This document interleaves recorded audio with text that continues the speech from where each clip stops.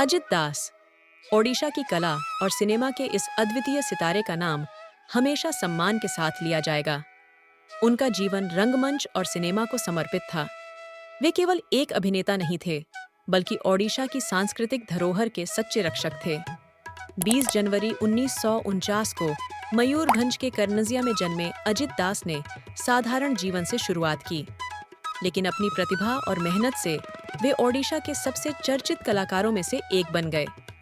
जब अजीत कक्षा 9 में थे, तब उन्होंने पहली बार नाटक जिरा बुलावत में अभिनय किया। इस नाटक के बाद भी उन्होंने अपनी पढ़ाई पर ध्यान दिया, लेकिन अभिनय के प्रति उनका जुनून कभी कम नहीं हुआ। कॉलेज के कार्यक्रमों और सांस्कृतिक आयोजनों में वह नियमित रूप से नाटकों में भाग लेते रहे। उनके पिता अक्सर उन्हें समझाते थे कि अभिनय के क्षेत्र में कोई स्थिर भविष्य नहीं है और पढ़ाई पर ध्यान केंद्रित करने के लिए कहते थे। लेकिन अभिनय के प्रति अजीत का प्रेम इतना प्रबल था कि वह खुद को इससे दूर नहीं रख सके।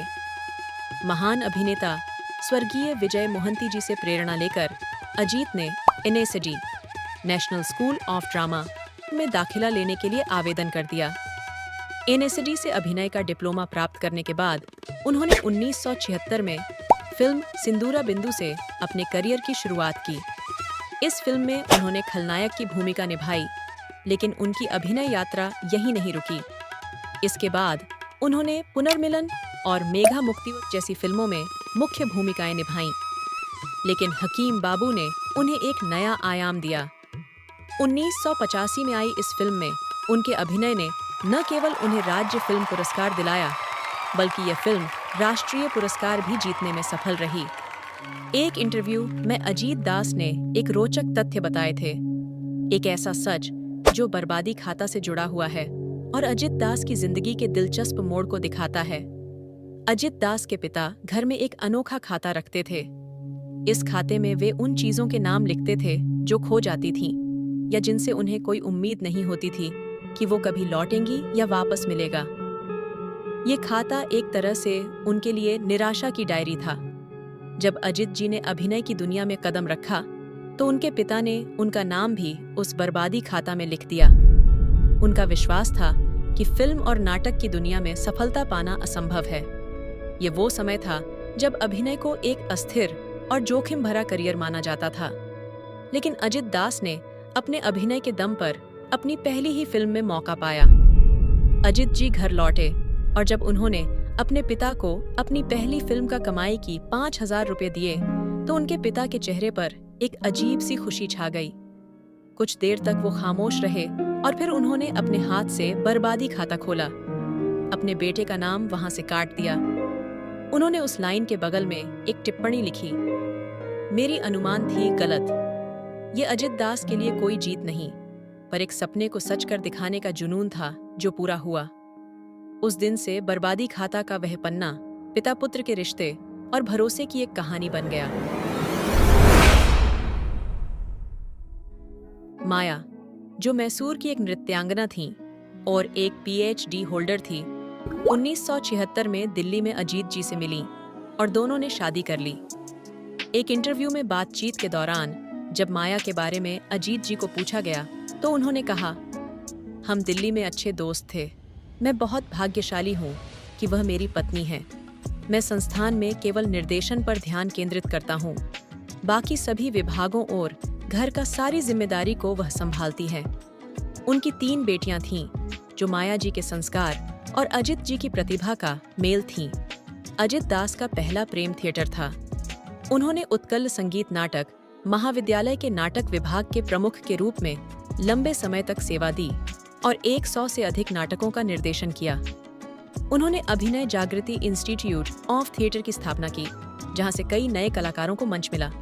उनके निर्देशन में रेवती, छठ, मना 8, गुंठा और नकटा चित्रकार रस जैसे नाटक आज भी दर्शकों के दिलों में बसे हुए हैं। उन्होंने प्रसिद्ध थिएटर निर्देशक इब्राहिम अलकाजी से संगीत की शिक्षा ली। इब्राहिम अलकाजी हमेशा अपने नाटकों के लिए संगीत स्वयं ही तैयार करते थे।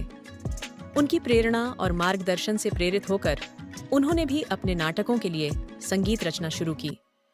उनकी फिल्मों की सूची में माँ, नंदिनी, आई लव यू, केबे तमे नाहा केबे मुनाही और उनकी 2008 का आखिरी फिल्म इश्क पूनी थारे भी शामिल हैं। उनकी सभी फिल्मों की सूची डिस्क्रिप्शन बॉक्स में दी गई है। 2020 का वर्ष उनके जीवन में एक त्रासदी लेकर आया। 1 सितंबर को उनको कोविड-19 रिपोर्ट में पॉजिटिव पाया गया। इलाज के लिए उन्हें भुवनेश्वर के एक निजी अस्पताल में भर्ती कराया गया। यह समय पूरी दुनिया के लिए मुश्किल था और ओडिशा ने भी कोविड-19 के प्रकोप का गहरा असर झेला। हर तरफ सिर्फ सन्नाटा ही सन्नाटा छाया हुआ था। जैसे जैसे दिन बीतते जा रहा था, बीमारों का आंकड़ा लगातार बढ़ता जा रहा था और यहाँ अजीत जी का तबीयत भी बिगड़ती जा रहा था।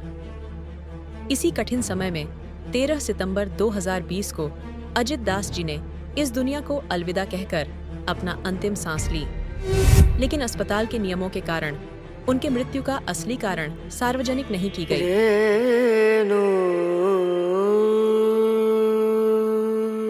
2 महीने पहले उनके घनिष्ठ मित्र और प्रसिद्ध अभिनेता विजय मोहंती का मृत्यु और अब अजीत जी का अचानक मृत्यु खबर ने पूरे ओडिशा को शोक में डाल दिया और ओडिया सिनेमा को गहरे सदमे में छोड़ दिया। मुख्यमंत्री नवीन पटनायक और प्रमुख नेताओं और पूरी ओडिया सिने जगत ने उनकी अचानक निधन पर शोक व्यक्त किया।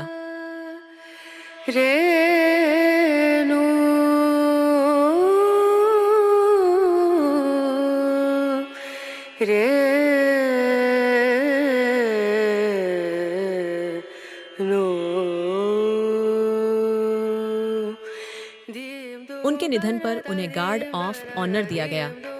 अजित दास की मृत्यु ओडिशा फिल्म उद्योग में एक ऐसी शून्यता छोड़ गई है जिसे भरने में वर्षों लगेंगे। उनका योगदान अविस्मरणीय है। उनके प्रदर्शन ने ओडिया दर्शकों को दशकों तक मंत्रमुग्ध किया। उनका जाना ओडिया फिल्म उद्योग के एक युग के अंत का प्रतीक है। वे 71 वर्ष के थे और अपने पीछे पत्नी और 3 बेटियों का परिवार छोड़ गए हैं। उनकी कला, उनकी मेहनत और उनका समर्पण हमें हमेशा प्रेरित करेगा। वे भले ही अब हमारे बीच नहीं हैं, लेकिन उनकी स्मृतियां और उनका योगदान हमें हमेशा याद रहेगा। अजित दास, आपका स्थान कोई नहीं ले सकता। आप हमेशा हमारे दिलों में जीवित रहेंगे। प्रभु जगन्नाथ अपनी कृपा दृष्टि से उन्हें स्वर्ग में शाश्वत शांति और विश्राम दें। हम सभी की यही प्रार्थना है कि उनकी आत्मा सदैव आपके पवित्र चरणों में शरण पाए। इस वीडियो के माध्यम से हम सभी उन्हें श्रद्धांजलि अर्पित करते हैं। ओम शांति। धन्यवाद।